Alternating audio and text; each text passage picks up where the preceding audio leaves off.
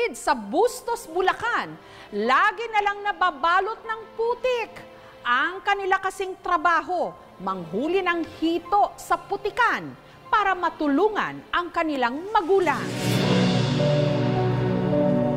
Kung ang ibang ina nag-aalboroto sa tuwing mamamantsahan ang damit ng kanilang anak,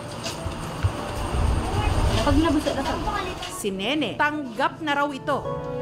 Sanay na kasi siya na ang damit na kanyang lalabhan, balot ng napakakapal na putik. Kagad lalabahan ko na po. Ang kanya kasing mister at 3 anak na sina Darwin, 12 anyos, Jeff, 8 taong gulang, at ang 5 taong gulang na si Mark, hindi nila mga tunay na pangalan, pirming nakalubog sa putikan.